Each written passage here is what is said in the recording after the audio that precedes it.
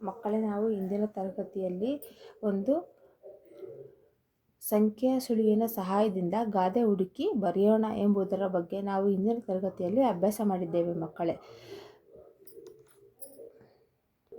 ಅದೇ ರೀತಿಯಲ್ಲಿ ಇವತ್ತು ಅದರ ಮುಂದಿನ ಒಂದು ಪಾಠದ ಬಗ್ಗೆ ನಾವು ಈ ತರಗತಿಯಲ್ಲಿ ಅಭ್ಯಾಸ ಮಾಡೋಣ. ಮುಂದಾಲೋಚನೆ. ಮುಂದಾಲೋಚನೆ ಎನ್ನುವಂಥ ಒಂದು ಪಾಠದ ಬಗ್ಗೆ ನಾವು ಈ ತರಗತಿಯಲ್ಲಿ ಅಭ್ಯಾಸ ಮಾಡೋಣ ಮಕ್ಕಳೇ. ಒಂದು ಜೋಳದ ಹೊಲದಲ್ಲಿ ತನ್ನ ಪಕ್ಷಿಯೊಂದು ಮರಿಗಳೊಂದಿಗೆ ವಾಸವಾಗಿತ್ತು.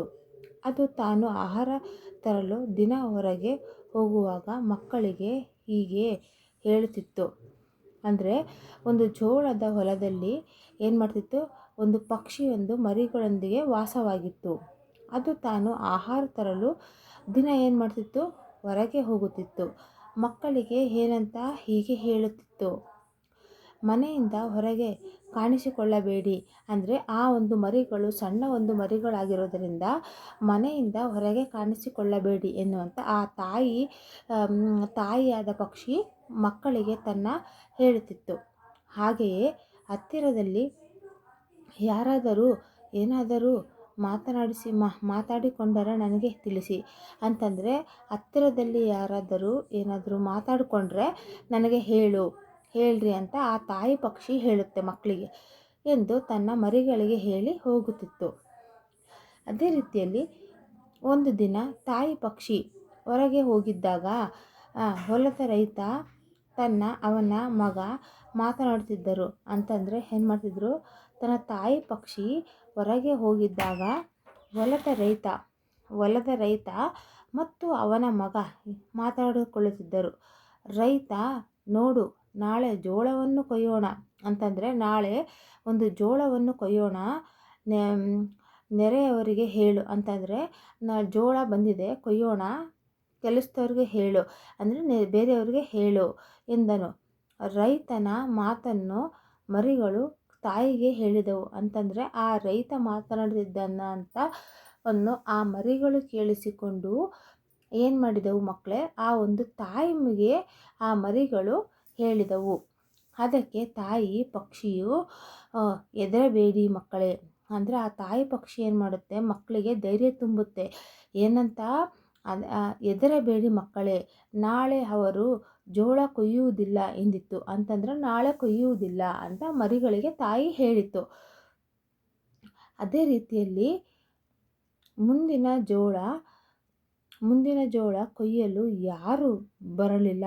ಅಂತಂದರೆ ಮರುದಿನ ಏನು ಮಾಡಿದರು, ಜೋಳ ಕೊಯ್ಯಲು ಯಾರೂ ಬರಲಿಲ್ಲ. ಆದರೆ ಮತ್ತೆ ರೈತ ಮತ್ತು ಅವನ ಮಗ ಮಾತನಾಡಿಕೊಳ್ಳುತ್ತಿರುವುದು ಕೇಳಿಸಿತು. ಬಹಳ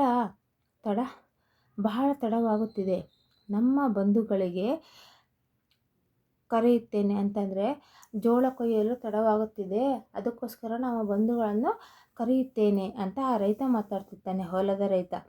ನಾಳೆ ಕೊಯ್ಯೋಣ ಎಂದನು. ಈ ವಿಷಯವನ್ನು ಮರಿಗಳು ತಮ್ಮ ತಾಯಿಗೆ ತಿಳಿಸಿದವು.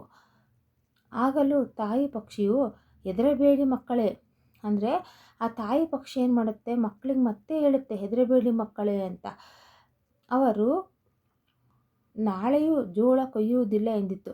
ಆ ತಾಯಿ ಪಕ್ಷಿ ಏನು ಮಾಡುತ್ತೆ, ನಾಳೆಯೂ ಸಹ ಜೋಳವನ್ನು ಕೊಯ್ಯುವುದಿಲ್ಲ ಎಂದು ತನ್ನ ಮರಿಗಳಿಗೆ ಹೇಳಿತು. ಈ ರೀತಿ ಮರಿಗಳಿಗೆ ಧೈರ್ಯವನ್ನು ತುಂಬಿತು ತಾಯಿ ಮರಿ.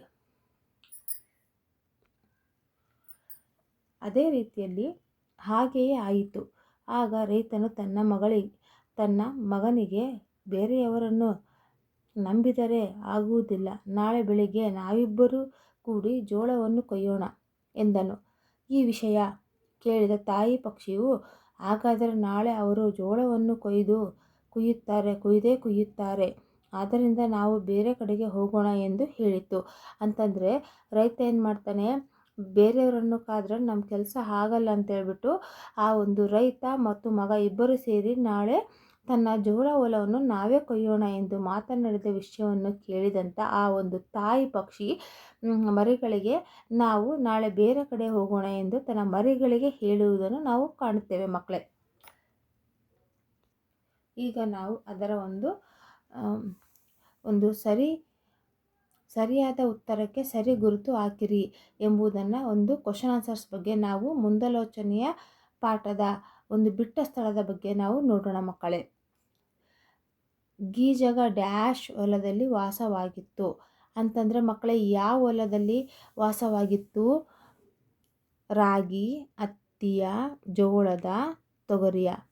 ಇಷ್ಟು 4 ಆಪ್ಷನ್ಸಲ್ಲಿ ಜೋಳದ ಹೊಲದಲ್ಲಿ ಗೀಜಗ ವಾಸವಾಗಿತ್ತು ಮಕ್ಕಳೇ. ಇವಾಗ ಜೋಳದ ಅಂತ ನಾವು ಅಲ್ಲಿ ಬರೀಬೇಕು.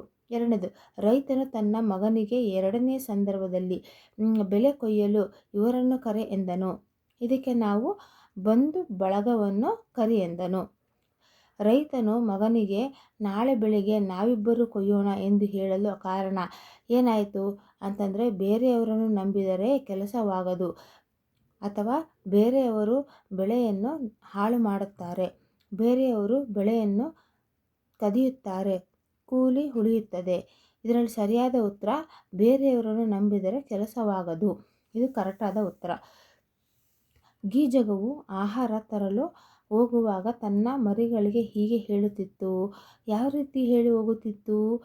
ಆ ಒಂದು ಪಕ್ಷಿ, ಯಾರಾದರೂ ಮಾತನಾಡಿಕೊಂಡರೆ ಹೇಳಿ, ಯಾರು ಬಂದರೂ ಹೇಳಬೇಡಿ, ಬಂದವರನ್ನು ಮಾತನಾಡಿಸಿ, ಗೂಡಿನಲ್ಲೇ ಮಲಗಿ ನಿದ್ದೆ ಮಾಡಿ.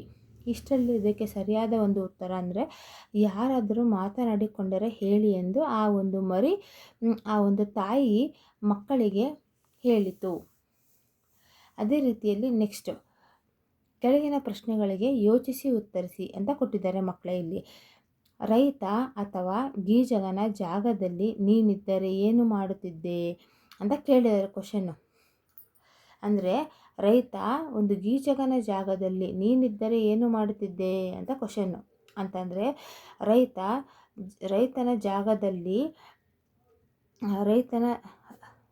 ರೈತನ ಜಾಗದಲ್ಲಿ ನಾನೇನಿದ್ದರೆ ಬೆಳೆ ಬೆಳೆದ ನಂತರ ಸಮಯವನ್ನು ವ್ಯರ್ಥ ಮಾಡದೆ ಕುಟುಂಬದ ಸದಸ್ಯರೊಂದಿಗೆ ಸೇರಿ ಬೆಳೆಯನ್ನು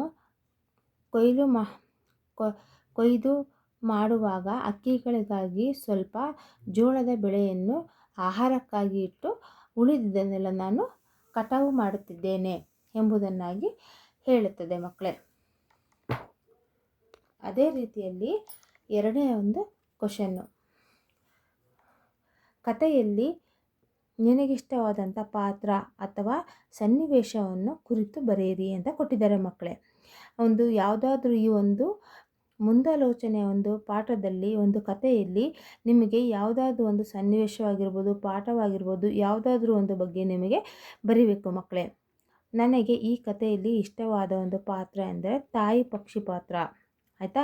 ತಾಯಿ ಪಕ್ಷಿ ಪಾತ್ರದ ಬಗ್ಗೆ ನೀವೆಲ್ಲ ಈ ಒಂದು ಮುಂದಾಲೋಚನೆಯ ಅನ್ನುವಂಥ ಪಾಠದಲ್ಲಿ ನೀವು ತಾಯಿಯ ಪಾತ್ರವನ್ನು ನೀವು ಅದರ ಬಗ್ಗೆ ನೀವು ತಿಳಿದುಕೊಂಡಿದ್ದೀರಿ ಮಕ್ಕಳೇ. ಕಾರಣ, ತಾಯಿ ಪಕ್ಷಿಯು ತನ್ನ